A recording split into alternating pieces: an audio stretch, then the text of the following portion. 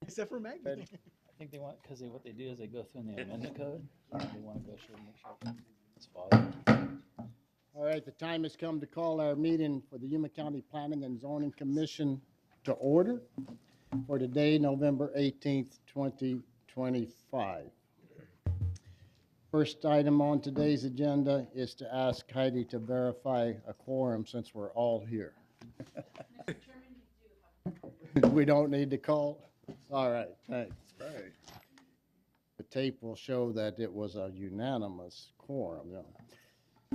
Everyone would stand with me, please, and join me in the Pledge of Allegiance. I pledge allegiance to the flag of the United States of America and to the republic for which it stands, one nation, under God, indivisible, with liberty and justice for all.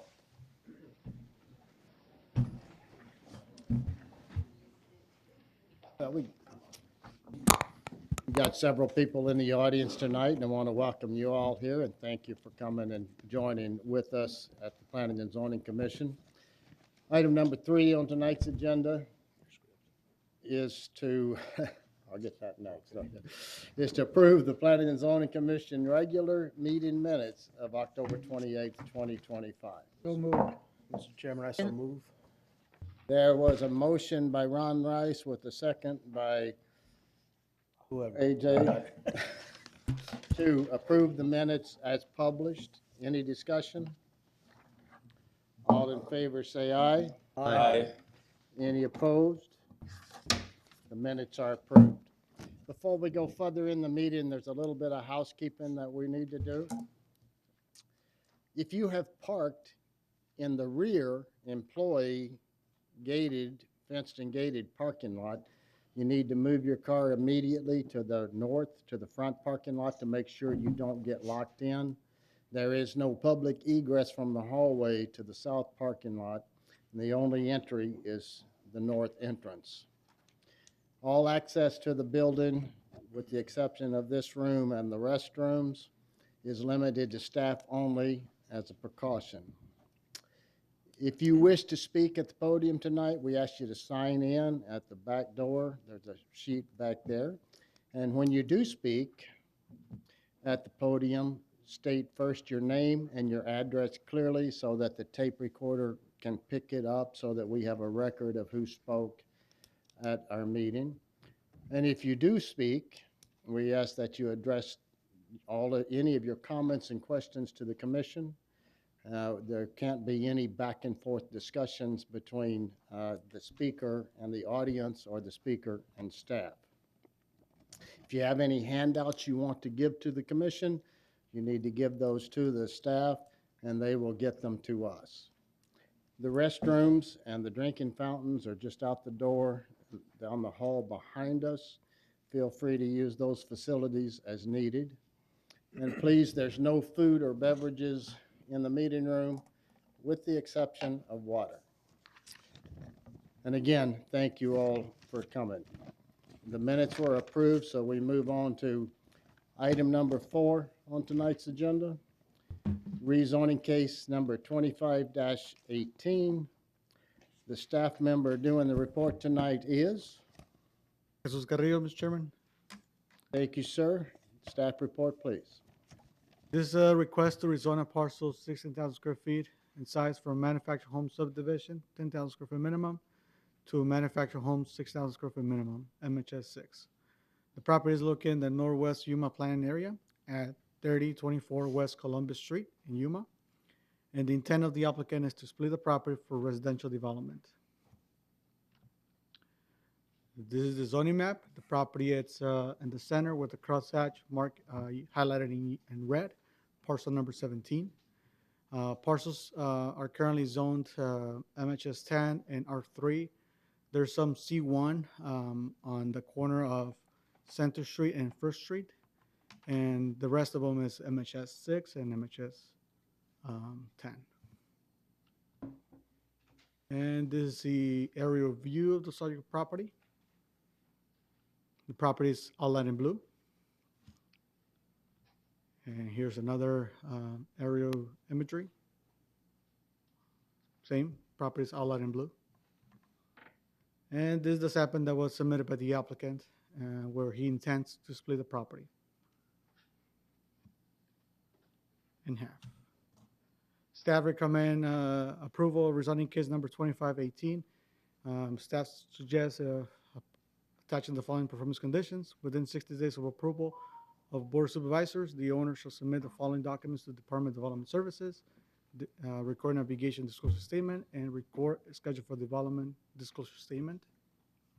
And for the schedule for development, prior to development of subject property or within 5 years of Board of Supervisor approval, whichever comes first, the property shall be split by the means of lot division permit pursuant to Section 507 of the Yuma County zoning ordinance. And Mr. Chairman, that concludes staff presentation. The applicant is present. Ready to answer any questions. Very good, thank you. Do any commissioners have questions of staff at this point? Yes, Yes, Mr. Chairman. Mr. Were McDonough. there any comments from the surrounding area? We just got a call from a neighbor, just to get a little bit of information on what's the applicant proposing, but we did mention that his intentions to develop some residential, and he said, okay, it's fine. Thank you. Any other commissioners have questions of staff? If not, we'll open the public hearing portion of the meeting now and ask if there's anyone in the public. Would the applicant like to speak first? You can have the choice to speak first or after you hear any applicants waiving the right to speak first. Is there anyone else in the audience who would like to speak concerning this rezoning case number 25-18? There's no one rising. We'll close the public hearing portion of the meeting and come back to commissioners for discussion and action. Mr. Chairman, Commissioner Van Wy. I move that we approve rezoning case number 25-18 as presented by staff. I'll second. We have a motion by Commissioner Van Wy with a second by Commissioner Bowers to recommend approval of rezoning case 25-18 as presented. Any discussion? All in favor say aye. Aye. Any opposed? The recommendation of approval was unanimous. We will now move to item number 5 on tonight's agenda. It's rezoning case 25-19. And the presenter for the county tonight is, Richard Munguia, Senior Planner. thank you, Richard. Please give us your report. This request is a rezone of parcel that's 4 gross acres in size from Suburban Ranch 4-acre minimum to a Suburban Ranch 2-acre minimum. It's located at the northwest corner of Avenue 4 3/4 E and County 13 1/4 Street. And the intent is to create 2 parcels for residential development. The subject property is located here and identified by the crosshatch, and it's SR4. Property in green is SSB 5, suburban site built 5-acre minimum. Yellow is SSB 2. The blue is RA 5, and the tan is SR4. Property is 3.3 net acres, and the split would create roughly 1.69 acre lots. There are 10 letters in opposition that have been received. Out of those 10 letters, the properties highlighted in red are located within the notification radius, which is 6 out of 11 total property owners. So in order for a supermajority requirement, 50% by number and by area are both required, and this does appear to meet that for the Board of Supervisors. This is the site plan that shows what the applicant was intending to do. Right now, the site plan shows that it's split into 2 parcels, and one of them having a proposed residence on it, and the other one appears to be undeveloped. This is an aerial photo of the property. The subject property does have access off 4 3/4 E and County 13 1/4. There's single-family homes in the area, and there are no paved roads in that area. Comments were received by MCAS requesting an avigation easement and range disclosure statement. Staff is recommending approval of this request based on the request being in compliance within the comprehensive plan, subject to the conditions shown here on screen. That concludes my report. I'm available for questions. Thank you, Richard. Any commissioners have questions of staff at this point? Yes. Commissioner McDermott. Richard, on the dividing of the parcel, there's a ditch. Could you use the aerial? Can you blow that up any? I might be able to.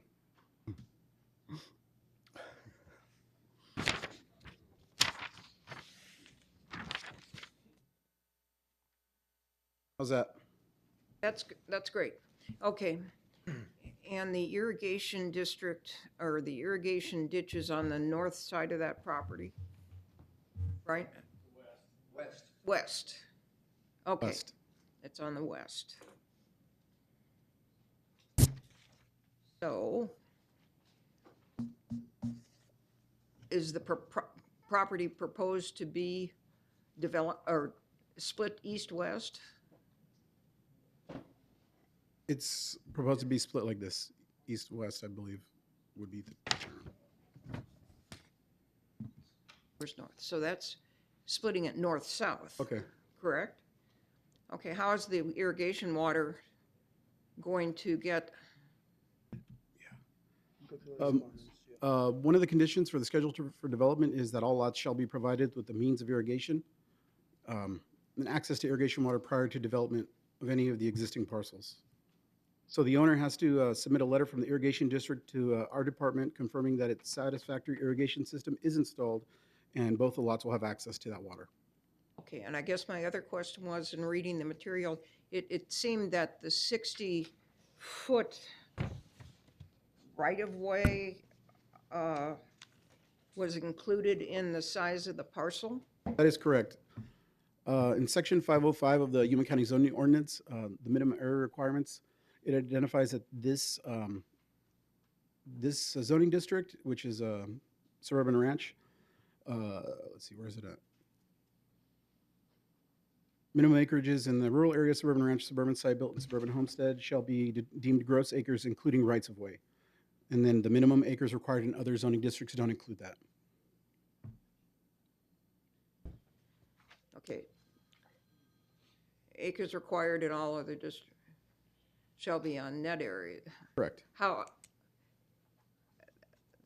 but, okay, because it's less than 4 acres to begin with, so once Yes. you divided it, the acres are actually, or the acreage for each house is actually going to be just 1 point something, as opposed to the rest of the surrounding area. Yeah, it's the property without the right without the rights of way is 3.3. That's the net acreage of Correct, the so property. dividing it, you're getting a 1.69. 1.5 acre parcel, you're not getting 2 acre parcels. That's correct. That's net. Mr. Chairman, Okay, in this portion, this zoning, it'll be considered gross acreage. So we have to include the dedications for the gross acreage. So whatever area in the right of way that this property is not counting on at this point, it'll be included for purposes of zoning. for zoning, For but he zoning. can't build on those, right? Yes. Yes, you For can. instance, if the gross acreage is 2.0, it'll comply with zoning requirements. Yeah, I just think it's really odd to include ground that he can't use. But it's part of To the- justify the rezoning, but I'll. It's one I'll- of the provisions in the zoning ordinance to do for this zoning, suburban ranch, suburban side build, suburban homestead, RA, use gross acreage. Thank you. I have one question. Commissioner Rice Oh, had go ahead, had asked Ron. first. Would you put up the picture with that, well, back, with that one? The SSB2, what are the sizes of that 3, 4, and 5? Those have to be a minimum of 2 acres. I don't have the sizes off the top of my head, but they're roughly 2-ish acres. For SS2 zoning, I think it's. SSB2, correct. SSB2, yeah. So. Okay, thank you. And that, oh, I'm sorry, Commissioner Van Wise next. Richard, so what you're saying is that when they do split, they will be gross acres of 2 each? Correct. It will meet the zoning ordinance based on gross acreage. Any other commissioners have questions of staff?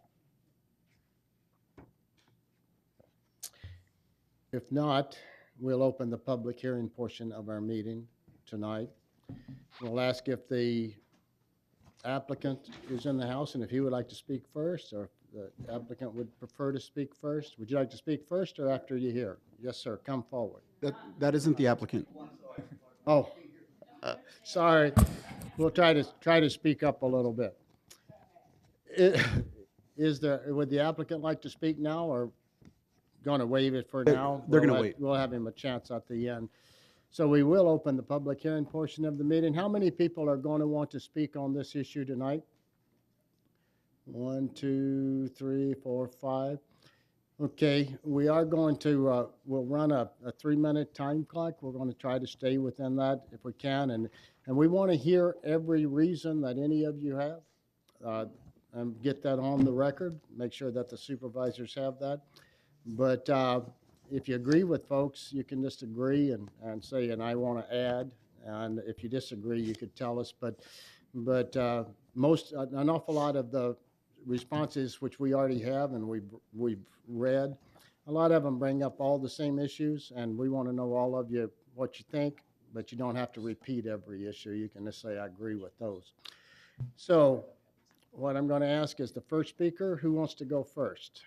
Come on up, sir. Give us your name and address for the record, and then if the speakers would just like to make a line, a kind of a little line, so that we don't have to wait too long between the speakers. When one sets down, I'll call on the next one. Yes, sir. Yes, sir. My name is Kelly Leigh, Leigh. I live at 13316 South Avenue, 4 3/4 East, adjacent to the property they're talking about. I pretty well read, I don't know if you take the time to read my letter, but it explains pretty much perfectly how I feel about the whole thing. I shouldn't have to reiterate it, but I just want to make sure you read it. Yes. It is more eloquent than I can be, I can tell you that.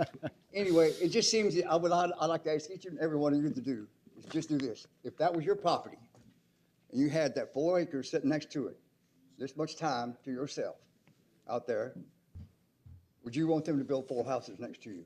Because that's what he could do after the first of the year. Am I right? That is correct. Now I'm going from traffic on this easement, not 13 1/4, it's like easement, driving up that road next to my house, 3 times the traffic going up that road. It's a little dirt road that I maintain. And I just think y'all be fair. If that was your property, how would you vote on this? That's all. Thank you. Let me, I would like Thank to, you, but yes, staff, go ahead. I want to clarify that the comment that he's making about being able to build 2 houses, Arizona State passed a law, House Bill 2829 or 2928, which will allow ADUs by right, which you're aware that it's going through. But it's more than an acre, so he could actually build There could 3 be houses. 4 homes where there should be 1, in my opinion. I'm not sure of the provisions on how that works yet, so, but at least he can build at least You can one. have 1 attached, 1 detached, and if it's an acre or more, you can have an additional one. So he's going to be able to build 4 homes on there after the first of the year. They just wouldn't be, one of them would have to be attached, accessory dwelling unit. We went from a country nice home that we had so long to living in the city. And that's, we paid a lot of money to live out there where we do. We're- And for the quality of people we want to be around. We're hearing those comments from everyone with this new state law. Of course, we don't have any control over that. And I realize that. And I wouldn't be arguing if it was a state law done. I'd stay at home and do what I got to do. Thank you for All listening right. to me. I appreciate Thank you. We appreciate it. Next speaker. Next speaker. Speakers, come on and make a little line if you would, so we don't have to decide who's next. David Daniels, address 13240 South Avenue, 4 3/4. I live on the north side of the subject parcel. The biggest thing I'm concerned about, besides, I mean, you guys all read our letters and that stuff, but I'm concerned that 2 wells on the property would accelerate the groundwater depletion that is currently occurring all over the mesa. I recently had to replace my well pump, and the guy that drilled the well came and pulled the pump, and he said the water levels in there had dropped over the, I mean, I lived there for 26 years. So he suggested that we lower the pump, which we did. We lowered it a couple lengths of pipe to get it, to keep it down in the water, you know. But he said that's happening all over the mesa. And I know that, I mean, how many people did you say protested? No. Mr. Chairman, Yeah. the speaker needs to address Yeah, the commission. remember, you have to talk Okay. to us. I thought You he can- only said 6. I know that there was 8 that protested. We'll have him look that up while you're talking, but we'll make sure that, I'll count my letters right now. Okay, yeah, I know 8 of the 11 property owners within the 300-foot circle, as well as many other people on the surrounding streets, filed protests or objections to this, because it'll lessen the value of all our properties. And I also understand the county's environmental report on the property is scored at 260, and it needs to be at like 275, or it needs to have more study. And I would like a copy of that environmental study, and I would like a copy of his synopsis of our protest letters. I think the 6 and 8 thing might be the 6 people within the 300. No, foot there's limit, 8 people within the with the 300. 300 feet limit. Well, we'll get staff Some to of them, some clarify. of them did not get receipts that requested them, but I know they were filed. I know there's people here that filed Okay. them that. Well, we'll have staff check into that for you. Anything else you'd like to add, sir? Thank you. Thank you. Next speaker. My name's Scooter Godwin. I live 4 houses or 4 lots down from the property there in question. Address. We bought the property. We in do need that 1990 address, though. 13444 South Avenue 4 3/4 E. We bought the property in 1998. Bought it through Mike Curtis, Realtor. Sold it for the Beltrans, and in their CCRs, there's an agreement that the houses would be 2,500 square foot, single-family homes, no subdivision, no dividing of the properties. Like I said, I've been out there since 2005. There's 10 lots on that house, and they're all 4-acre lots. And our concern was, just like Mr. Daniels, is the fact that the property values will go down after our hard work and, you know, custom homes that we built. I'm from Florida originally, and I know how some of the zoning stuff works, and I know it's different here. But, you know, my understanding there, I had a good friend on the board that y'all are employed and voted in by us. So, well, not voted in, but you're employed by the county. We pay county taxes. We're volunteers. Well, okay, I'm sorry. Anyway, these people are employed by the county. I- These people are, maybe on the side. Only the chairman. You know, the zoning people, I guess, work for the county are paid by us, basically. And they're supposed to have our best interest intact. They do. They don't. It's, you know, you're taking a property that's said to be 4 acres with custom homes and changing the whole environment. And I was in the office the other day getting some information on some deed restrictions, and I was kind of informed that this would be approved anyway. So I don't know how that works when we haven't had a meeting yet, but that's where I stand. Thank you, sir. Appreciate your comments. Next speaker. Hi, my name is Deanna Bonaconti, and I live 5 homes down from this lot. My address is 13480 South Avenue 4 3/4 E. We moved to the area about 5 years ago because we wanted to give our 6 kids a life out in the counties where my husband grew up. And we just wanted to live in a peaceful area and neighborhood. We raise lots of animals and our kids. But I see that just the increase of traffic that 2 more lots would bring would be a lot. We maintain those roads ourselves. They are not public, so that would be an increased cost for us to continue maintaining those roads for multiple other families as well. It also sets a precedent for other people to come in and split lots that weren't meant to be split. These are 4-acre lots, and to split it in half, which it's already barely only 3 acres. It's not even a full 4 acres. So I don't know how you get 2 acres out of 3.5, but that's interesting math, probably Common Core there. The impact on the The new property math. value, we've already spoken about that. But it's really frustrating. We've worked really hard on our land and our home to increase the property value. We've put a lot of work into it, and it would be really frustrating to see that decrease because of this rezoning. We also see other homes that were just built on 5E. They put 5 houses on that one lot, and they're tiny homes, and they don't look great. They aren't in the same aesthetic as the rest of the area is, and we're losing our farming area homes. And those homes have not even sold. There's 1 home out of those 5 that have sold, and they've sat there for 6 months. And my husband is in law enforcement. He is very unhappy that there's homes around us that are sitting uninhabited. That creates people who want to come squat and take over those areas. So I would strongly encourage you to rethink about this zoning, not only for those facts, but just the fact that it's not even 4 acres. You can't really split that into even, it's barely an acre each. So thank you for your time. Thank you. Appreciate your comments. Next speaker. My name is Steve McIntosh, 13354 South Avenue, 4 3/4 East. And I want to point out a couple of things. On your map, SSB2 is still virgin agriculture land, still being farmed. Even though it's zoned for 2-acre parcels, it's just agriculture. The easement for 13 1/4 is not a road, it's sand.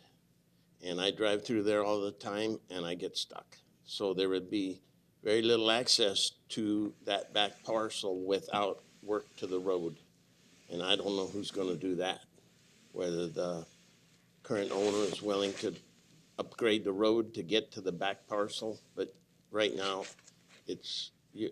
I get stuck there all the time. The next thing I want to say is with increased density of housing, you got increased density of fire. And we have no fire hydrants, and the fire protection is minimal. I know that's not a big thing, but like I said, with increased density, you get increased chances.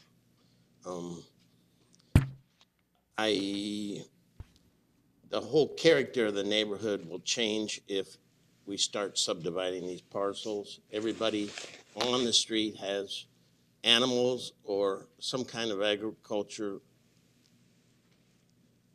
thing going on. And I think it would change the whole character of the neighborhood, and that's what neighborhoods are, is people of character. And this is the best group I've ever found. These people are all like a family in this neighborhood. That's why there's so many here today. And I guess that's about what I wanted to say. Thank you, sir. Appreciate that. Let me ask staff about the comment about the SSB 2 not being built. Those houses are the SSB 2s, right? Correct, directly to the east are SSB 2s. Yeah, so they are 2-acre parcels there already. They are actually, number 3 and number 4 are both 1.82 net acres, and number 5 is 1.61. So they are not fully 2 acres. But they are. But gross acres, they would But meet they're that. gross acres, Correct. just like we're talking about on Correct. the other side. But those houses are built and they're Yes, being that is utilized. correct. Okay. I think maybe he was confused with the RA5 on the other corner. Yeah, it might have been the RA5 or the farmland to the other side. All right, just wanted to make sure that I was looking at the map correctly. The next speaker, come forward, please. Bob Woodman, 13388 Avenue 5E. I'm the RA5. I'm not pink, but I am against it. I just didn't get the letter. I access off 5E, so the traffic's not going to affect me here. But I do think the commissioners should respect the wishes of the neighbors. Like you've heard, it's all large lots. The SSB2 area, it's all built out. They do not have irrigation there. It's one of the few spots on the mesa that was developed without ditches.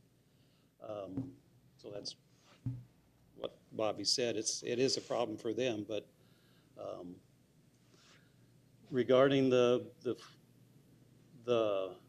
splitting the 4, I just don't think this is an area for it. So.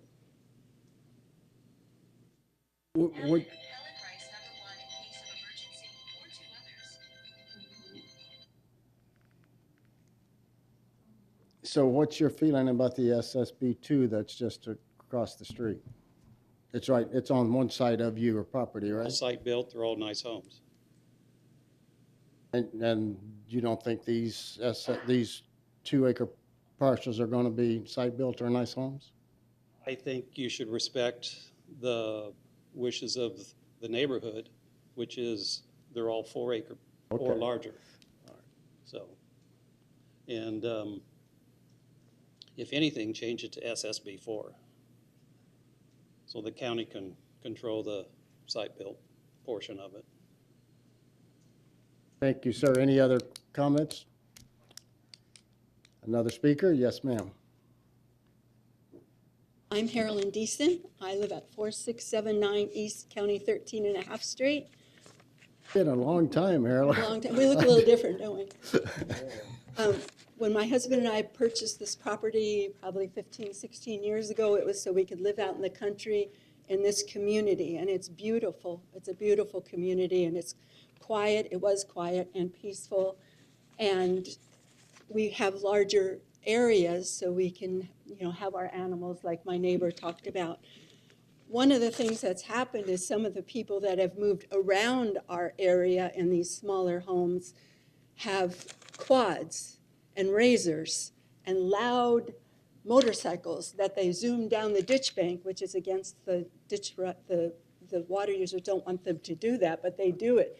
They go down there and then they use our subdivision as a racetrack and go round and round, and it kind of riles up the dogs, and the dogs bark and the kids scream and the adults are hollering quiet.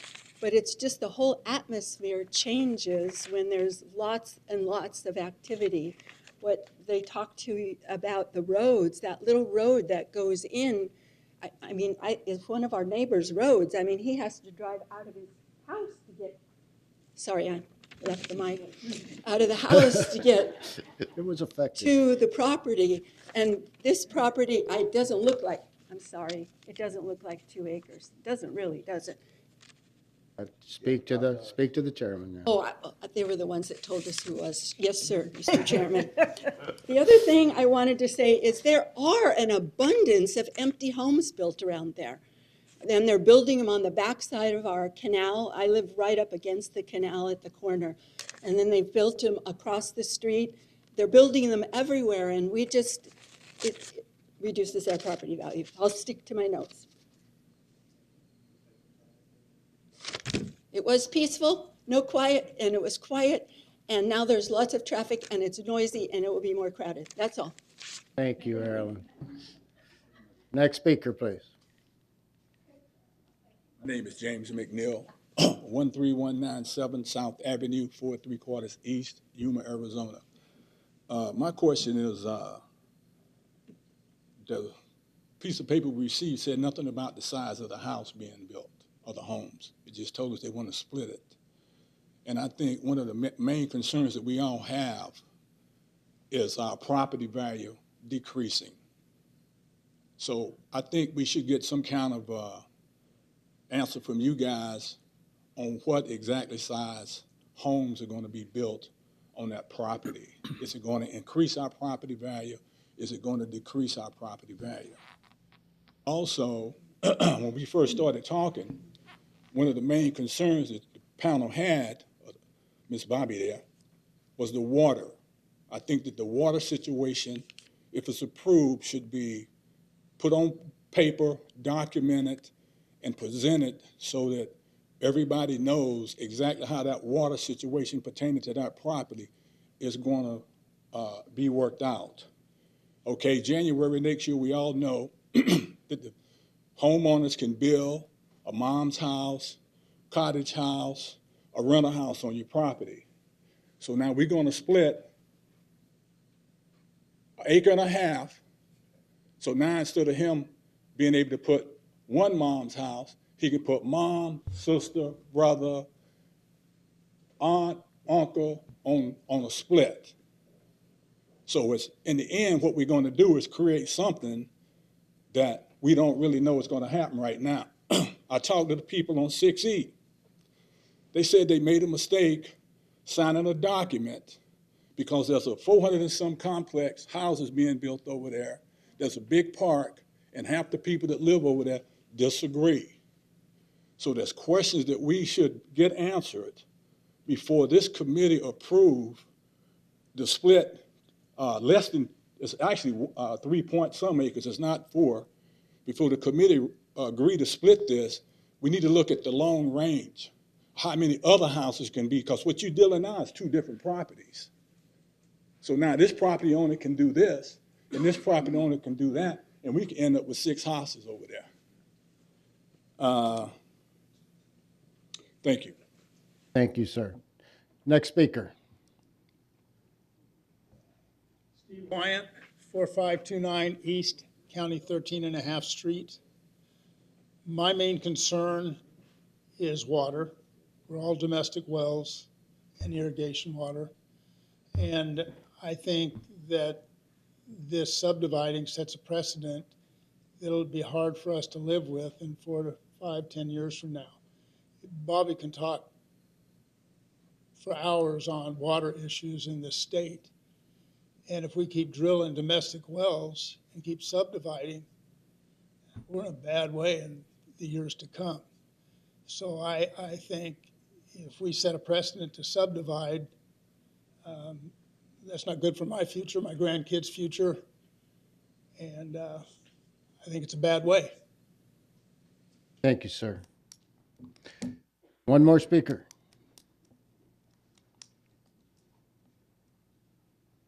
My name is Greg Perry. I live at 13400 South Avenue 4 and 3/4C. It's the third one below the lot there. I echo many of my neighbors' comments. I've lived there for 25 years, and when we moved out there, there were 10 4-acre lots from north to south right along here. And over the years, 9 of those lots have all been developed under the 4-acre parcels. And we've all abided by the zoning, and now the last lot in those 10, and they want to not abide by the zoning and change it to something it wasn't designed for. I'm also concerned about the gross acres and net acres. That, again, that doesn't make sense to me. One of my negatives is the dust control. Yuma County has a dust problem, and this all dust gravel roads.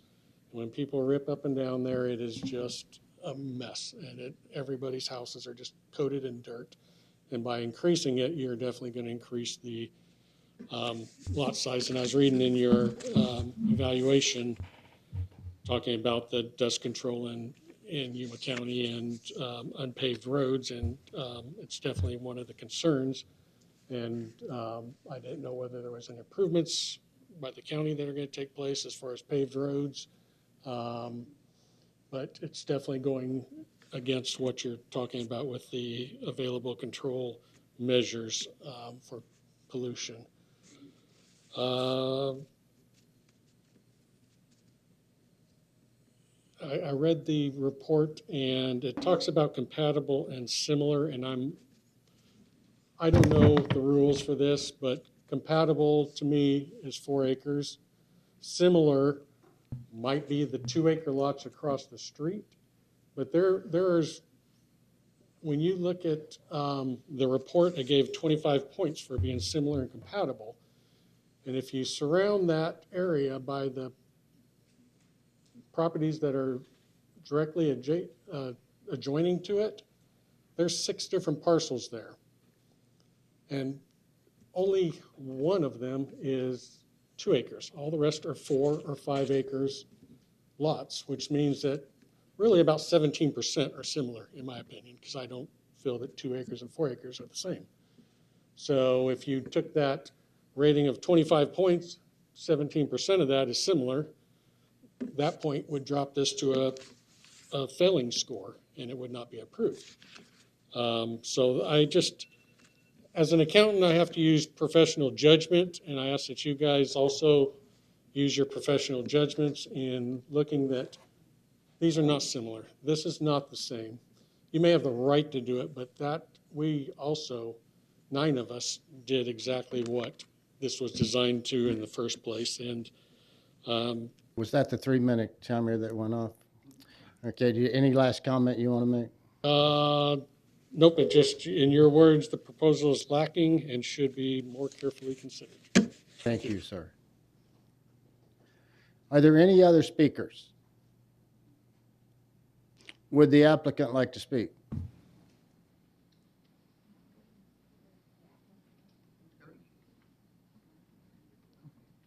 The applicant is decided not to speak? That's correct. All right.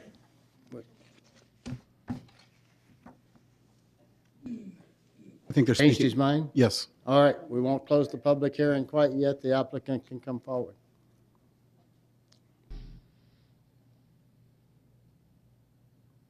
Buenas tardes, mi nombre es Eliseo Aguilar. Yo soy el propietario de las propiedades que queremos dividir. La razón por la que quiero dividir es porque ahorita estoy construyendo una casa ahí para mi hijo y quiero nada más hacer otra casa ahí para mi otro hijo y esa es la única razón por la que quiero dividir ahí. Did we get the name and address yet? La dirección vivo en el 13540 Sur, Avenida 5E, como a media milla de ahí.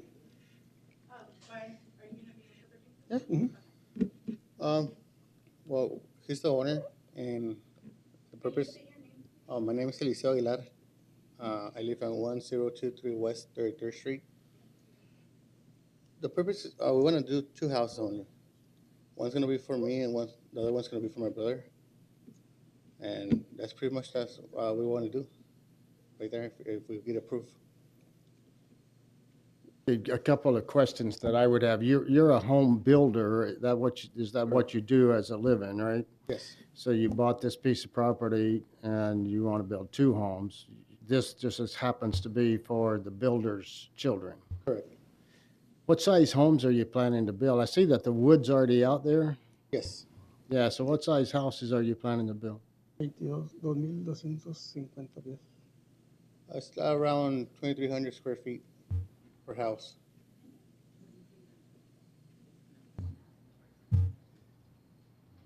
Excuse me, Dan, I couldn't quite understand. 2,300 square feet 2,300 square feet. is around 2,300 square feet.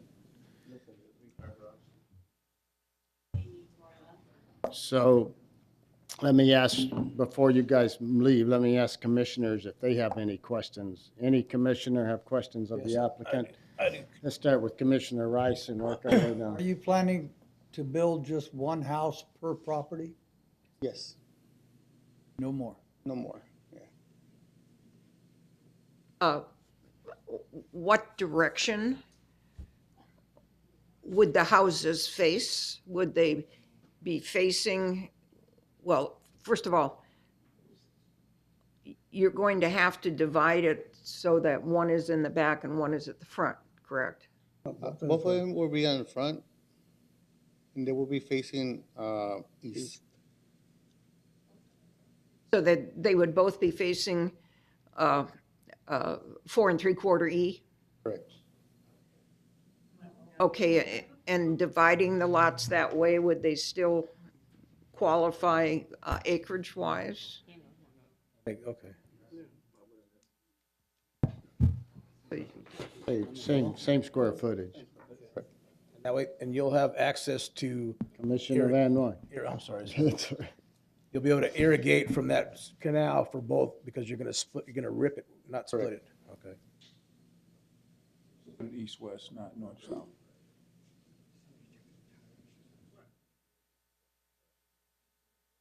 Okay, yeah, makes my head hurt. Any other questions? No. I do. Yes, Commissioner. How long is it gonna take you guys to build the second home? I can speak English and Spanish. You want me to do it in Spanish or just in English and let them translate? English, yeah. Okay, perfect. How long is it gonna take you to build the other property?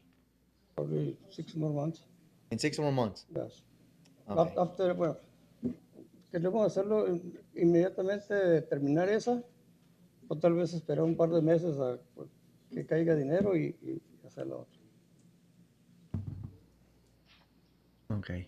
That's what I was thinking too. So we're gonna start building, What was that we're gonna answer? start building, so it's gonna take about 5-6 months, and after that, we're gonna start the other one, if we get approved. So are these speculative houses? You don't have buyers for them? One's for me, and the other one's for my brother. Okay, so you build it and they will come, okay. Well, no, he's saying that his family's gonna Oh, live there. family? Yeah. Okay, He's gonna live in one and his brother's gonna live in the other one. His dad's the home builder. okay. And I think what she was asking was, they're gonna be custom homes, right? They're not just gonna be a track home? What was the answer? The answer to that was yes. Other commissioners with questions of the applicant?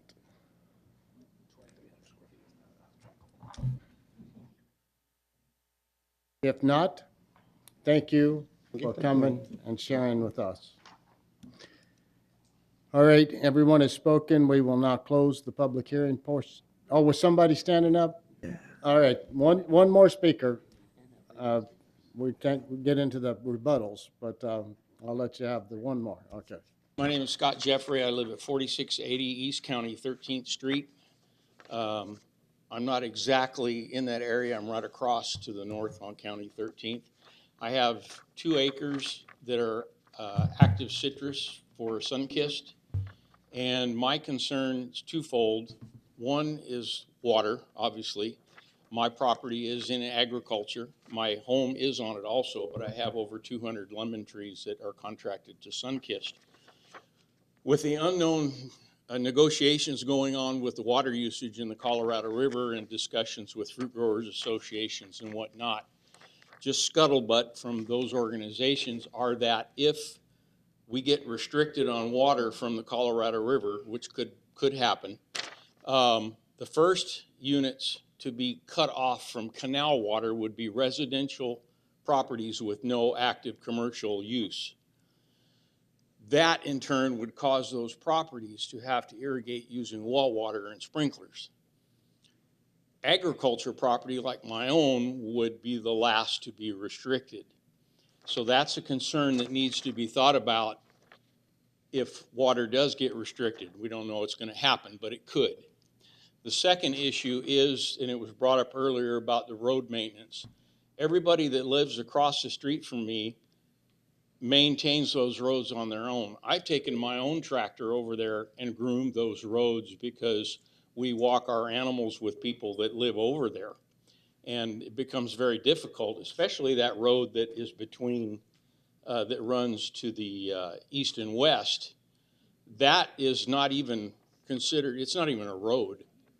It's just a path. So the access to that back house, who's going to do that? Who's going to take care of that?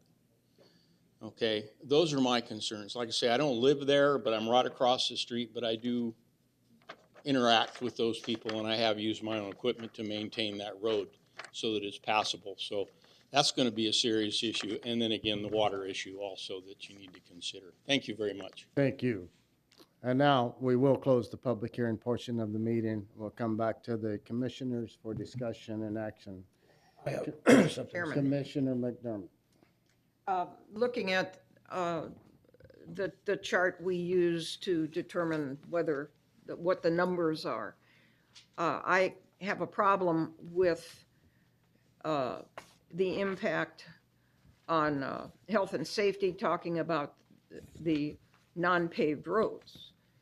It's never going to be a paved road, and they were given 10 points.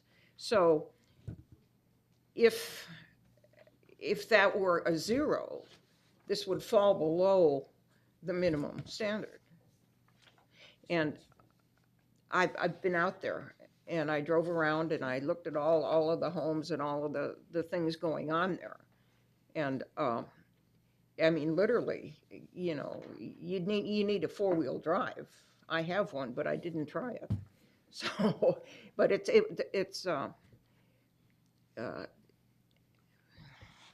I have real reservations. I realize that neither the county nor the cities consider the CC&R promises that were made to the homeowners. But when you have a group of solid homeowners that have followed all the rules, and we talk about property rights and things like that. But in this particular case, I really feel that the neighborhood does not need to have 2 houses on small lots in the middle of it. It's not a compatible use. He can build anything he wants on the 1 lot, on the 3-acre parcel. But, you know, and again, the fudging of how it's getting to be large enough square foot rights by including the easements, just really, that really bothers me. And I don't think that should be allowed. It doesn't allow it everywhere. So. Thank you, Commissioner. That's it. Commissioner Rosales. Question and comments, is the 4-acre subdivision, is that an actual subdivision, or are they just split lots, all of them? All those lots? It's The not a SR subdivision, correct? The SR4? Yes. I don't believe it is a subdivision. The legal description doesn't identify it. Okay, that's why I wanted to make sure. And then my comments, and if you go back to the other map, again, it seems like a lot of people, and even commissioners here, think that the split is gonna be up and down. The split is a yellow line, correct? That's correct. I So can't access tell will the be off of 4 directions. 3/4 E, not county 13 and 1/4. Yeah, that's correct. There'll be 2 narrow parcels. And then also my question, I'm sorry, Chairman? Can we? Yes, we really do need to maintain some decorum, and when a commissioner's speaking, it would be best if you guys didn't cheer, or, was that a cheer? Were you cheering? But it'd be best if you didn't cheer for him. Yes. And then my other comments, and again, I understand everybody's point of view, and again, I'm not saying I'm for or against it, but we're, as commissioners, we're also making assumptions that they're gonna be building 2 houses on the house, on each lot. And you keep on saying that. They're rezoning to build 1 house. The assumption is that there's 2 houses gonna be added on there from everybody. But that could happen to any parcel down the road. They could add an ADU after the first or whatever. So anyone in the future could do that if they wanted to. I'm just throwing both sides of it because the comments that I've heard, we're making assumptions. We're not understanding the way the split is. Right. Well, I agree with you. I just want to make sure I'm just clearing up the stuff from the comments that I've heard people. Appreciate that. Commissioner Van Ryn. That was exactly what I was gonna say, just so everybody understands that both houses are gonna be right next to each other, not gonna be one in front of another, and they'll all have access off of 4 3/4 E, or they'll both have access off of 4 3/4. If approved. So. Yes, so, Commissioner Garcia. So they're not gonna use County 13 and 1/4, that's the road that everybody's talking about, that it's gotta get maintained and stuff like that. Correct. So they're not, that property is not using, that road to get into their property. Right in front of it, you guys, it has a subdivision where those are, 2-acre lots, so they're just right across the street. So, I mean. And that I don't. And the 2-acre gross net, I mean, we've always used that in every lot split and everything. I mean, this is not something new. That's why, Commissioner, why we're not understanding. The gross and the net has been the formula that's always used on any lot split. You use it right away to it. So it's not something new that we're bringing up just for this lot split. It's the way it's been done. I've been on this board for how many years? I mean, Too long. how long has that been in there? That we use the gross versus net? How long has it been there? I'm gonna say since the beginning of time. Yeah, exactly. So it's not something new. So it's not like we're making something up. We're following I mean, I'm trying to defend staff here. Staff is following their protocol and the way everything's written. So, correct. Okay. This property's gonna get water like right there where the red dot is at? That's where, Well, right behind it. Kind of. okay, so they will have, water. Yeah, both parcels, if it were, yeah. Commissioner Rice.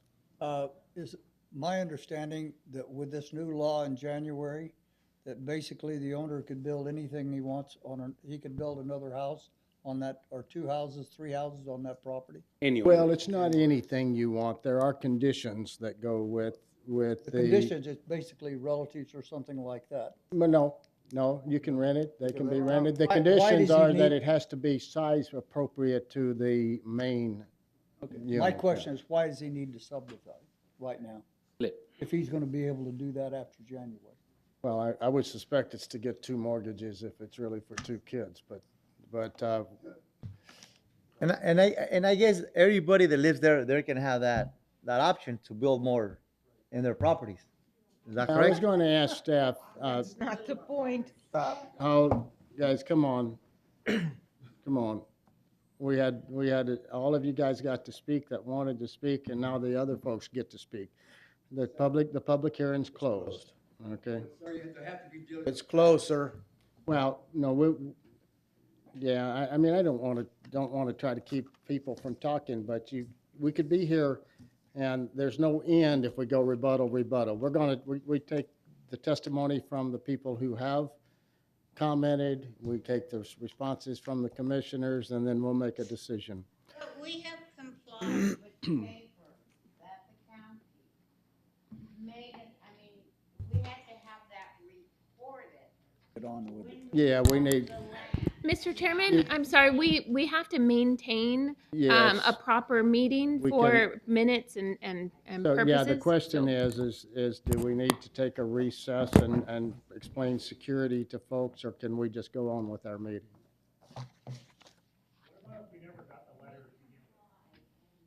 All right, no questions. I'm serious, guys. We're gonna have to find a way that you guys can respect these folks who are trying to talk. We didn't interrupt anyone. We don't want you interrupting the commissioners. So, Commissioner Rice, you had the floor. I finished my question. I want to ask staff, has anyone explored in the county if, in order to obtain favorable zoning, someone could give up the rights that will be given to them January 1st to build accessory dwelling units? No, that's not something that has occurred at this point. We don't know if you could or not. I mean, for instance, I mean, let's take a hypothetical of Commissioner Rice. He could just build 2 units on there and call one accessory dwelling unit. That's not the best way to create affordable housing in Yuma, but if they gave up their right to build accessory dwelling units, then they could build 2 units and no more. And so you wouldn't be increasing possible density. But I Mr. just Chairman? don't know if that's something that's been researched by staff. We cannot ask somebody to give up their legal right. So at this point in time, that's not an option to put a condition on. So you can't, for favorable zoning, they can't give up a right that's in state statutes. Not for this purpose right now. We're not going to ask somebody to give up their legal right, which is also a part of the zoning ordinance as well. That's either coming into play. I don't know if it's been adopted yet. But we're not going to ask somebody to give up their legal rights at this point in I time. didn't ask if we were going to ask. I asked if they could. We could explore that, but at this point, there's no condition that we can place regarding somebody's legal rights. But we can explore. Will you explore that? Sure. Okay. Good. Because we're going to face this issue many, many times coming down the road. And it would be much better if we could have houses on individual parcels if we, and to create more density instead of putting 3 or 4 parcels on each property. So I think that we need to explore that. I guess we can't do it at this point. Any other commissioners have questions? Discussion? The floor is open for a motion. I make a motion that we deny the zoning request for 2519. I second. We have a motion by Commissioner McDermott with a second by Commissioner Mosqueda You're getting better. Got it. to recommend denial of this rezoning case number 25-19. And we will do a roll call vote. Let me ask if there's any discussion before. Anyone have any discussion? Roll call vote, please. Aye. Aye. Jim Allen, Nay. Tim Bowers, Aye. Danny Bryant, Aye. Matias Rosales, Nay. Scott Maher, Aye. Hugo Garcia, Nay.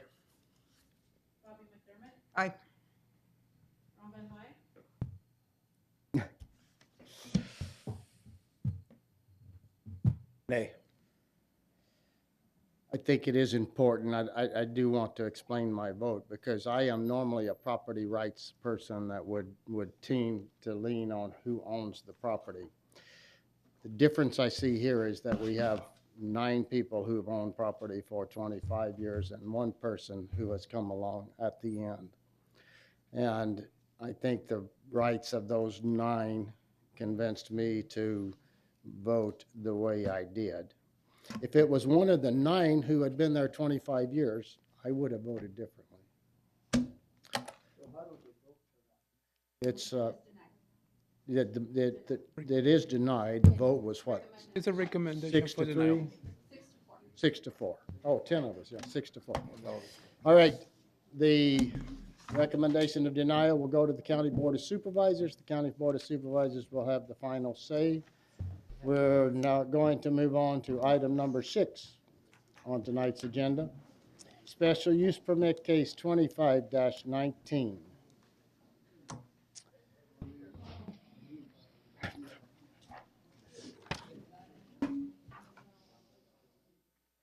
Ron has to look. Let the record show that Commissioner Rice had to leave the meeting, but the quorum is still in place. Where's our security guy? Yeah, I didn't want to say too much. I know. We have a ballroom brawl. And security, and there's no one there. I think we're all right. First time in a long time I haven't seen them here. Usually you stand right at the door. Heidi, where's it? All right, the county representative for item number 6, special use case number 25-19 is? Javier Barraza, Senior Planner, presenting special use permit case number 25-19.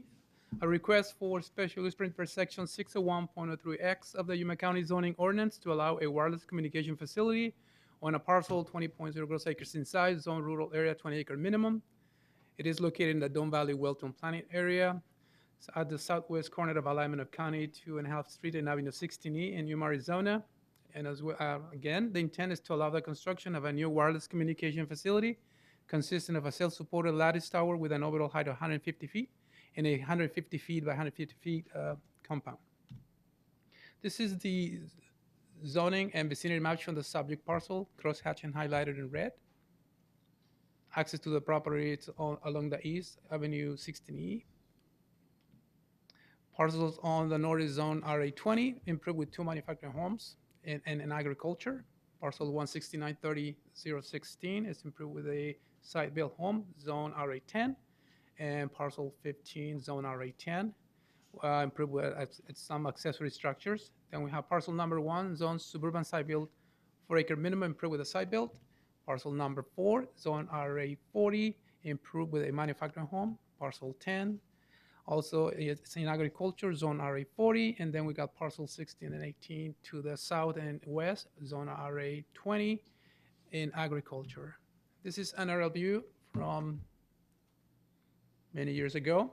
Outline in red is, yeah, because everything when I went was green. Maybe a season ago. Yes, maybe a year ago. This aerial is from Google Earth, so it's probably a recent one. Outlined in red is the subject parcel. You can see there's some irrigation easements on the west. This is the site plan provided by the applicant, highlighted in orange. On the northeast corner is the compound. This is an elevation of the proposed wireless communication facility, showing the height of 150. Staff received comments from Arizona Game and Fish Department, MCIS, Look Air Force, and Military Aviation and Installation Assurance Siting Clearinghouse. They provided comments in your staff report. Also received this today, one letter in opposition from a property owner within the notification area. In opposition, again, staff recommends approval of a special use permit case number 25-19, subject to the following performance condition. The owner applicant shall submit the following document within 60 days of board approval: a YPG disclosure statement, and also the following operational conditions. The approval of the special use permit is based on the site plan provided by the applicant. Any change from the site plan will require approval by the Yuma County Director pursuant to section 402.04 of the Yuma County zoning ordinance. Number 2, the special use permit is limited to a self-supported lattice tower. Number 3, the proposed tower must be lit with red beacon at the top of the structure for operation from dusk to dawn, nighttime operations, and with an additional steady burning red light placed on the tower at 50% of the tower total height. Number 4, the applicant must comply with all Federal Aviation Administration and Federal Communication Commission regulations, including marking, lighting, and notification requirements. And number 5, the proposed tower must be removed with the cessation of this use. Mr. Chairman, this concludes staff's presentation, and applicant is present. Thank you, sir. Are there any questions of staff by commissioners? Yes. Commissioner Van Ryn. Can you go back to the site plan, please? So the proposal is that it's being built closer to the houses, is that correct? That is correct. Commissioner McDermott. Yes, could you go back to the picture of the aerial photo? Okay, where on that property is it going to be? On the far east side where the houses are? It's gonna be on the northeast where the little irrigations connect to make the corner right there, a little few 50 feet just west of that, where the two irrigations connect at that corner right there. On 16E. Is that, like right? You know, it's right in the middle of, I mean, obviously the crop dusters and stuff, it's prime farmland, of course. They couldn't find anything closer to the mountains. It really, It's a science. Do these things require electricity to run? Well, I think the light has to blink. So do Batteries. Battery. Mr. Chairman, most of the times I find that they use generators Generator. as a backup, but they usually also get power. Okay, so. Yeah, the applicant's here, so we can ask him when he comes forward. Okay. Any other questions of staff? This is a public hearing. We'll open the public hearing portion of the meeting now, and we'll ask if the applicant would like to speak first. I think we have a couple of questions we'd like to ask. So who's the applicant? Yes, could you go first in case someone else is here? Want me to go first, sir? Yes, please. Name and address. My name is Thomas Wright, 721 East Deer Creek Road, Phoenix, Arizona, 35048. Anything you would like to share with us, sir? We just have a few responses to the opposition letter that was submitted today. Okay. The first response is basically with aesthetics. It says facilities cannot be denied locally based on aesthetics. However, the current design was reviewed by the city of Yuma. The height of the setbacks of the facility were selected by the city of Yuma per the zoning code. The second response we have is... Wait a second. Oh, sorry. You're probably at the wrong place then if you ask the city of Yuma. Yeah. We're not city. Yeah, I understand. I'm reading from their He's reading the response. opposition letter. Oh, okay. All right, so it was approved by the county, I suspect. Yes, I is- believe that's is correct. I'm what you're sorry. saying. Yes. Well, let me ask you a question about aesthetics, since you brought that up first. I mean, Dome Valley, as far as valleys go, is like the Scottsdale of valleys. It's a beautiful, beautiful valley. You can have really ugly towers, and you can have towers that are not as ugly. In other words, no tower is going to be a thing you want to put in your view, but some towers could be far less objectionable. What tower are you planning to put here? This is a 150-foot self-support tower. So it's pretty much, there was a view of it there. Yeah, so just your same thing you'd put in any industrial area. Is a pretty industrial standard tower, correct? Yeah, and that's not optional for you? I think the issue in this particular location would be the height required to get coverage to the areas. Your monopalms, your pine trees, your other concealed towers those are limited in height. Obviously, you don't Can't have go 150 feet with those. What's that? You can't reach 150 feet with those less attractive or more attractive towers. All right, you go on, sir. The second point they asked me to bring up was about the property values. It says there is clear documented negative impact on a property's marketability completed by the National Mortgage News when it has poor and unreliable cell service and broadband access, while there's no specific study that's been completed to prove that properties are devalued by the placement of telecommunications facilities. Is there any questions related to that one? There was a concern about proximity to the school.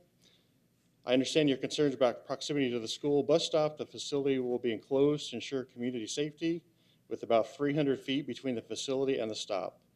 Vertical bridge is required to adhere to strict FCC requirements regarding the design and placement of the facility, while also placing facilities in carefully curated locations to ensure that there are no gaps in coverage. A gap in reliable mobile service near a place where children congregate is a genuine safety issue. This facility closes that gap, ensuring that parents, school officials, and first responders can communicate instantly and reliably in the event of accident, health issue, or a local emergency. The next question, or the next response we had was in response to safety and the FAA regulations you mentioned. There are regulations in place for flight zones, and the facility will adhere to all FAA regulations. The FAA determines if the structure presents a hazard to air navigation. The final FAA determination is a legal statement that the structure as proposed is safe for air navigation. Vertical Bridge, along with major wireless carriers, has carefully selected this location to place the facility because there are no co-location opportunities in the area that meet the needed coverage objective. However, the facility is designed to accommodate several co-locators to reduce the need for additional facilities in the area. The design of this facility will accommodate 3 carriers, 1 anchor tenant, and 2 additional. So if I'm understanding what you just said, is you could have probably gone with 2 more attractive sites, but this one is tall, so you don't have to do 2 more attractive sites. This site will maintain 3 carriers. Verizon is the tenant. It's assumed that AT&T and T-Mobile will also join. But you need to reach further, but you could have probably done the same thing with 2 shorter towers. I'm not an RF engineer, so I can't exactly answer that question. Can you go back to the aerial image, please? I'm sorry, Chairman, here, but that's just. Mr. Chairman, could you go back to the aerial? Yeah. That's what Matthias just asked for. Oh, okay. Go ahead. This is in the middle of prime farmland. We have crop dusters working day and night. It's just one of those things that I look at and that say, why in the world And would can I answer you do that for you? Can I answer that for you? Sure. I attend all these meetings. We're in Yuma County. We produce 95% of the lettuce. Technology is our farming tool. They need the cellular reception to be able to do the technology that our equipment requires. That's why. So if you're here saying that Yuma is a agriculture community, this is going to help our farmers be able to continue their farming with less labor, less water, and everything, because that's why it's needed. We're complaining about a tree-looking antenna. Where's the tree on that aerial? What are we trying? We're going to make one tree out of 640 acres? Come on, please. It'd be the best. Come looking on, tree. everybody It'd be wants the best cellular looking service. tree in the We're area. improving cellular service for our farmers. Safety, first responders, the people that live out there. And we're over here giving this guy because he's not putting a tree on it that look ugly, they don't look natural. Come on, I'm sorry. I'm a patient person, but that's just Well, overkill. let me put a little different slant on that. I just spent a day and a half listening to broadband at the Technology Summit. And yeah, it's not the tree or what. It will cause problems because of birds and food safety problems on all of the farmland around it. It's because it's the only tree. They mitigate that. Mitigate it. The cellular antenna companies mitigate. When have you seen a cellular antenna full of Well, pigeons? I don't, the tower itself is When? going to be They a have problem. no, because it'll mess up their technology. They're out there. Have you seen any antennas full of pigeons and hanging around? No. Look, okay, we're talking two different No, we're things. not. We're making it difficult for our community to improve and add the technology that broadband and everybody that lives out there and our farmers need for the tractors to be self-controlled, for the drones to be able to do what they do. Melons, all these farmers use that technology. That's what I go to all these meetings and hear. We're improving somewhere. For them, it's better. Don't put it out there. But I'm pretty sure they have clients that are asking it, which are the farmers. They're not doing it for 10 people that live out there. They're doing it for the farming industry. Well, I understand that. Okay, that's all And I mean, the farmers brought the broadband in, so they know exactly what they're doing. But they All need the I'm antenna to saying get the is broadband. Why All is, right, hold on, we can't keep minutes with Okay. both of us talking at once. Can I show you, can I approach your screen and show you something there? Yes, just talk towards the mic, okay? To answer part of your question, this area here is where the site's going. Okay. right? We looked at a number of different areas in here to put this, and this just eliminates a little corner of this farmland, which I do understand that there's a, concern with the crop dusters and stuff, but it was put here specifically to not cut off any more of their property. It's a science. All right, I have a question. Reference to the property itself. Who owns the property? I believe her name is Dawn. I shouldn't. Virginia. You don't own the property. I do not own the So property. you're going to be No, it was- leasing that property from the Lease the person who property. owns Yes, it, sir. right? I'm here representing Vertical Bridge, and we're so- releasing the but- property. You're going to be leasing that property from the person who actually owns it. Correct. And obviously, they have no problem doing it. That's correct. Is the person a farmer? Mr. Chairman, the owners are Virginia Farms Incorporated. Very good, thank you. His farm. There's Dawn. She'll be the next speaker, so. Okay. All right, any other questions of this applicant? Oh, yes, okay.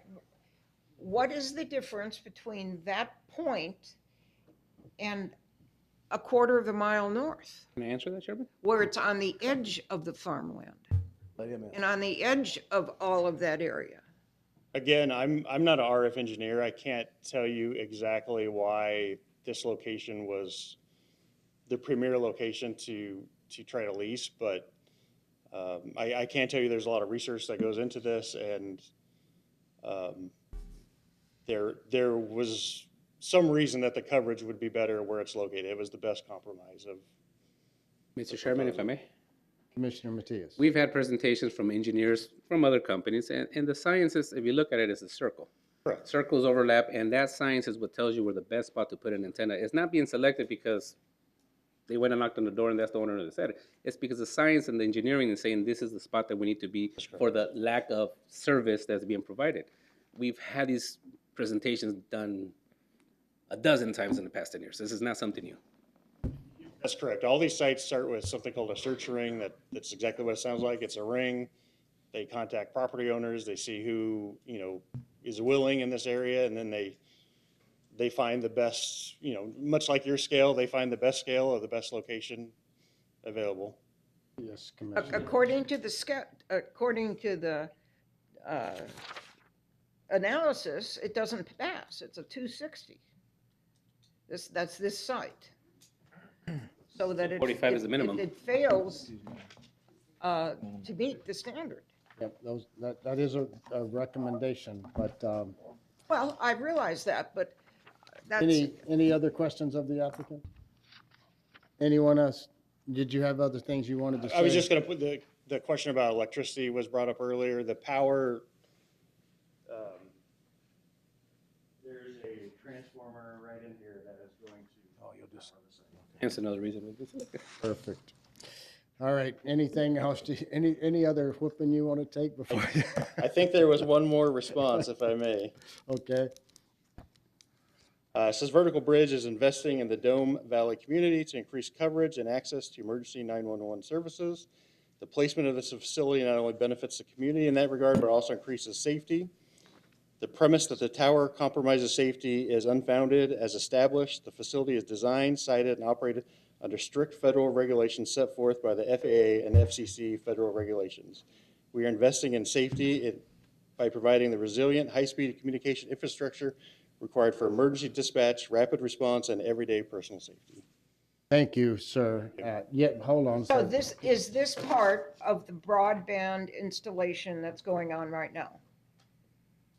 I don't have the answer to that question. It's a cellular site.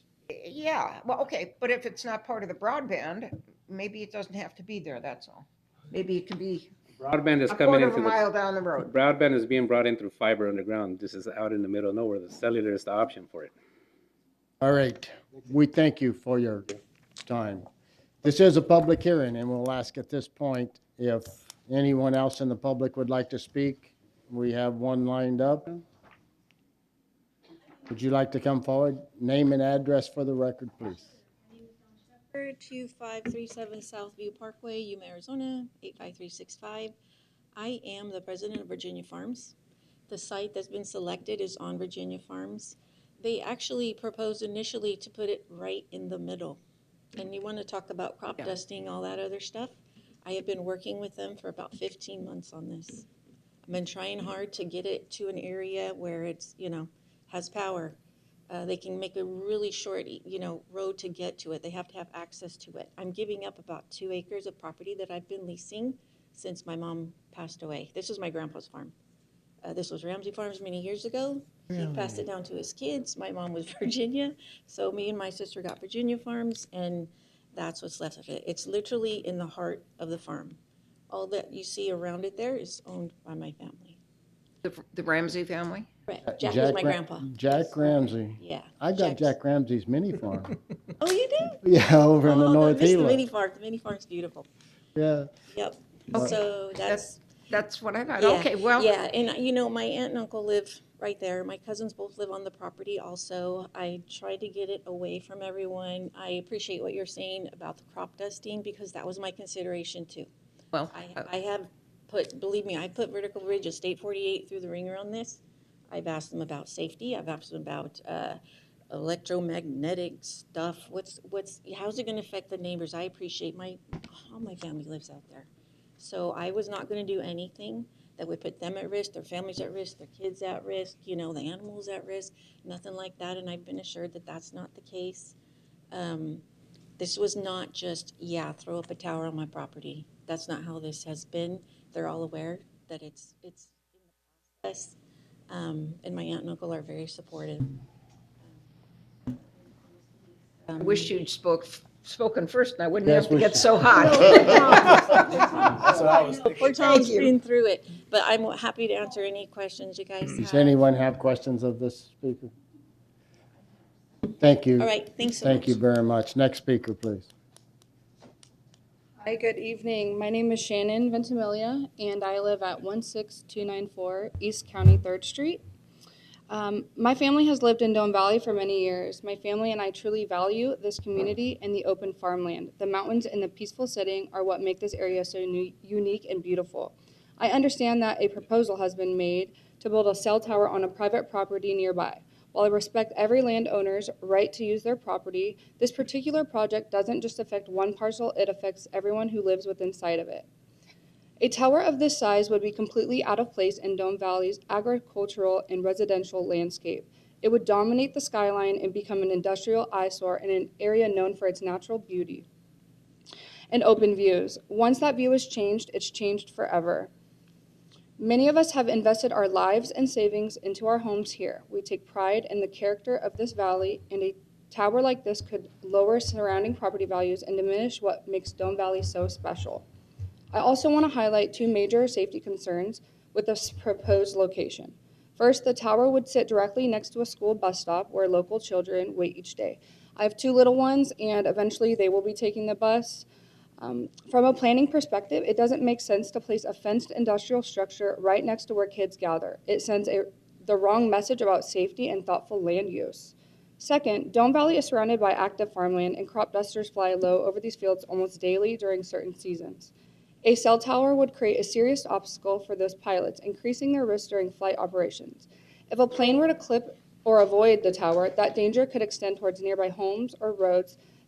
This safety risk that simply does not need to exist. We're not against improving cell service, but there are smarter options like co-locating antennas on existing structures or finding a less visible, less hazardous site farther from homes, bus stops, and flight paths. This tower might benefit one property owner financially, but it would become at the expense of the entire community's safety, quality of life, and scenic environment. I respectfully ask the council to deny or consider approval for this location, and to work with the service provider to find an option that supports connectivity without sacrificing the beauty and integrity of Dome Valley. Thank you for your time and listening to those of us who deeply care about preserving this community. Thank you so much. Any questions from the speaker? No, thank you so much. One more speaker? Good evening, Brianna Dodds. I live at 16070 East County 3rd Street, Yuma. So in this particular picture, I am in where that green field is, that's my house. So I am there. That is my front door. My son he's 2.5, he falls asleep to the crop dusters. We sit outside, he loves airplanes because of where we're at. That view is wide open, and it is opening a door to it not being open. We talked about this being the winter salad bowl by bringing in the technology that brings in infrastructure. It brings in people. It brings in buildings. So the farmland that I'm raising my son on, the one who refuses to go to school because he wants to play in the dirt, he may only have that piece because we're opening the door for that. And that is why we buy in Dome Valley, so that we don't have neighbors. The aunt and uncle she's referring to are some of my closest friends. Their house is not pictured in this. That's how far away they are from this. Yes, it is their connected land, but they are not pictured in this picture. My house is. My sister's house is. We are the ones that will be directly impacted. As much as I know her, it's not her home being impacted, it's mine and my son's and my legacy that will be impacted by her decisions. So I implore you to deny it, please, for my family and my legacy. Thank you. Thank you for coming and sharing with us. Anyone have questions of this speaker? If not, thank you so much. Any other speakers tonight?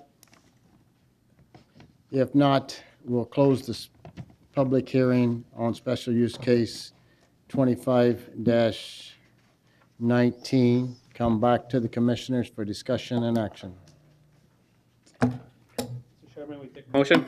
Yes, Commissioner Rosales. I make a motion to approve special use permit case number 2519. Second. There is a motion by Commissioner Rosales with a second by Commissioner Garcia to recommend approval of special use case 25-19 as presented. Is there any discussion amongst the commission? Let me just say I was a little bit hard on the applicant, but I know we have to have technology, and I do get some comfort knowing that one of the larger landowners has, who has to consider the crop dusters has been involved in the process. And I do wish we had a way to make them look less industrial and more aesthetic. But I also think about you every time I drop a call.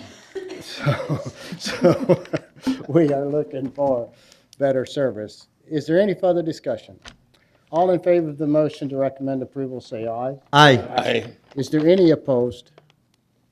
The commission's recommendation is unanimous to recommend approval of special use case 25-19.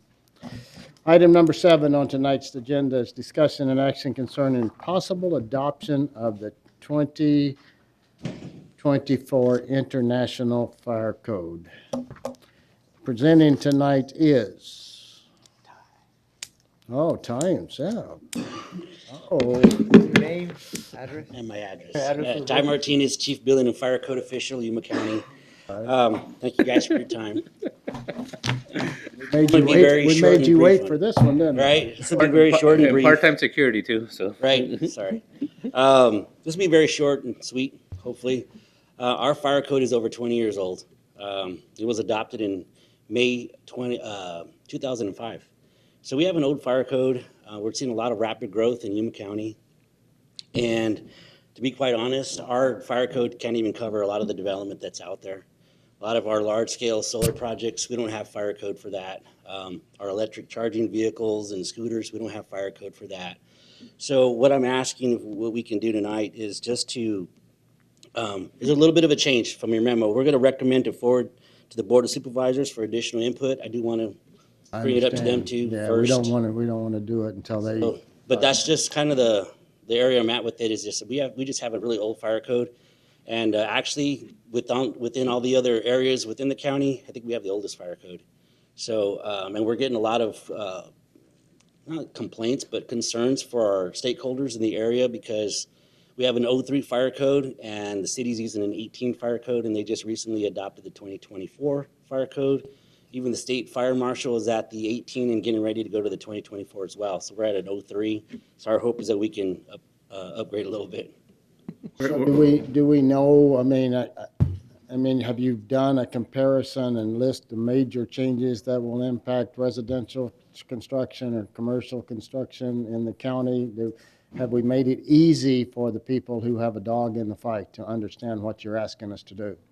That's a great question. And the good thing about it is that those major items, as far as our base items, access to properties and whatnot, that stayed the same. That appendix has not changed at all. Since 03 to 2024, it is completely the same. The only thing that has changed is there's just more items that we just don't have in the 03 fire code to really look at and to do inspections and do plan review on. So as far as our residential people, access stays the same, hydrant requirements, that hasn't changed. That's all still the same.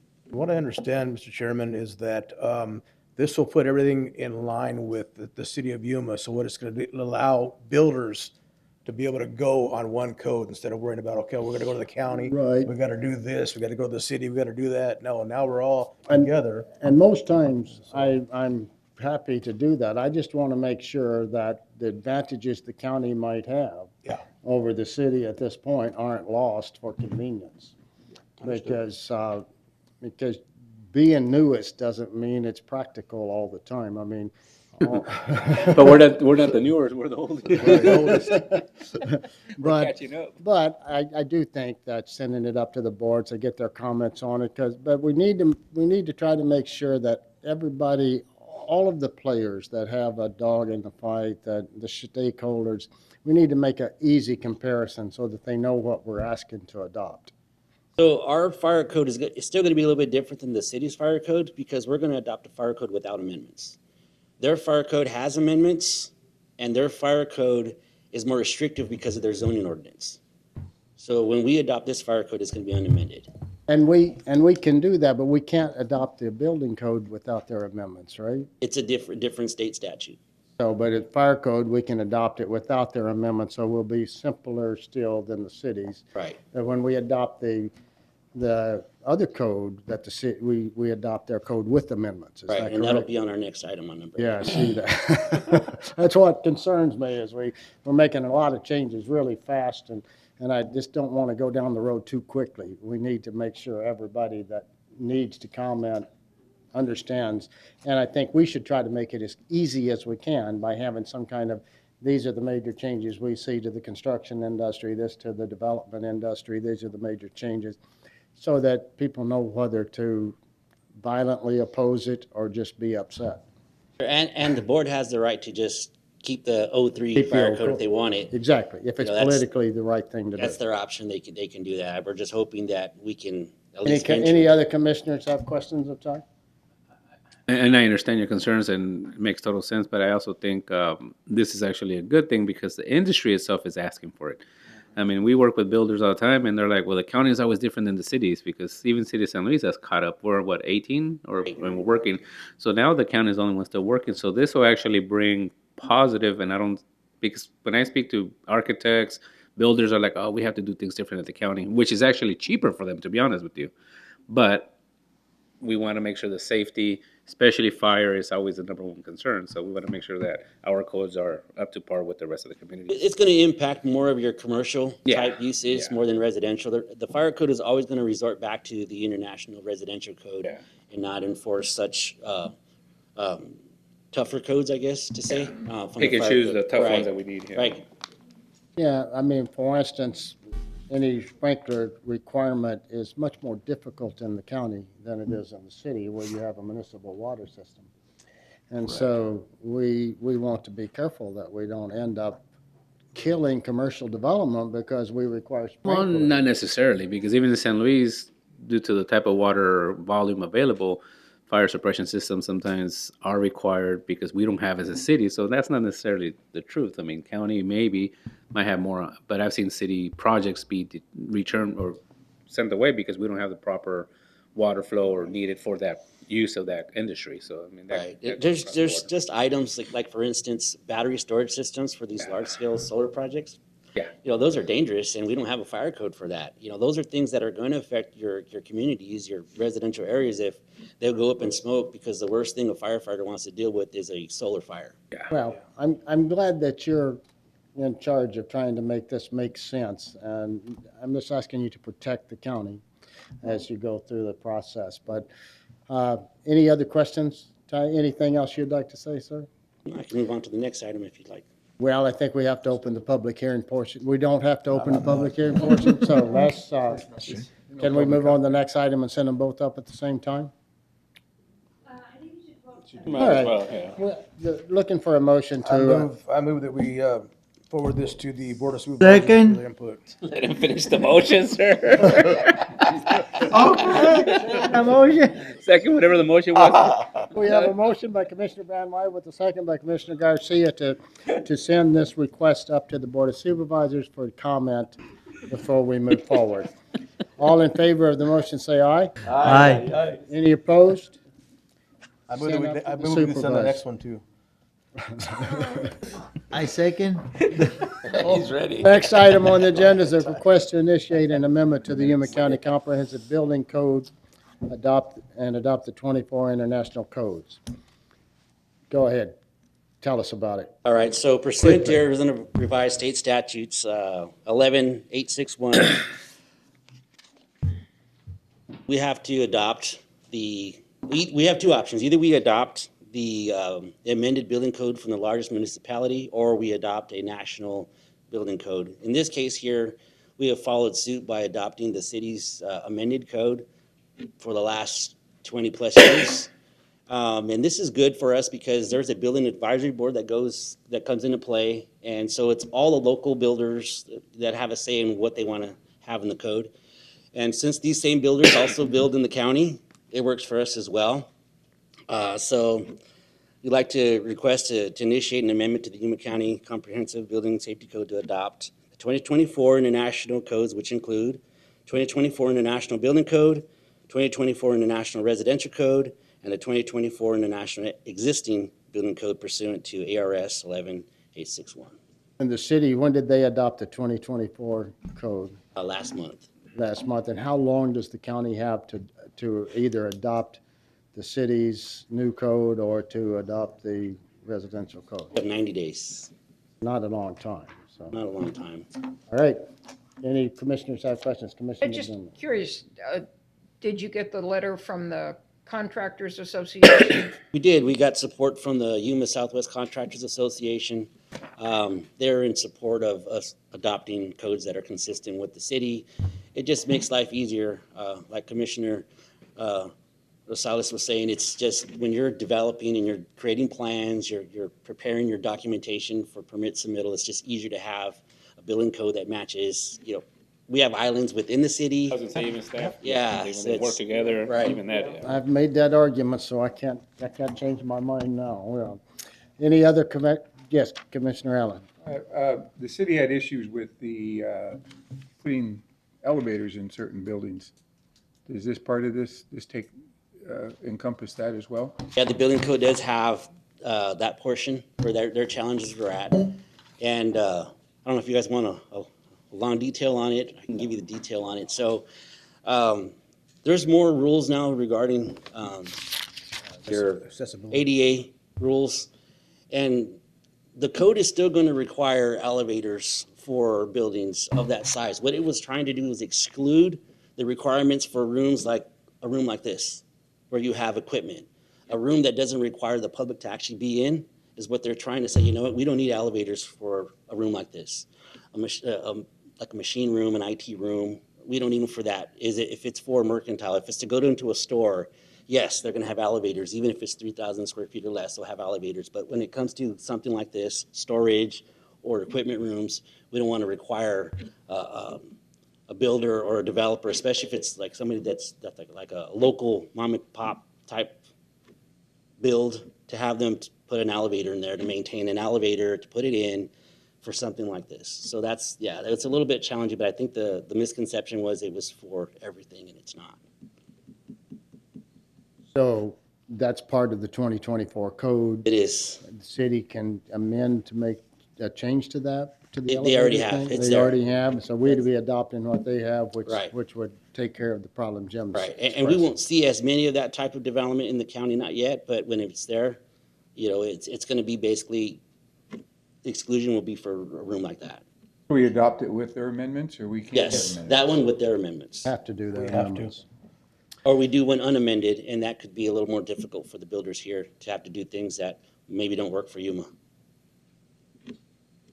Okay, anything else from you, sir? Anything else from the commission? Is this a public hearing item?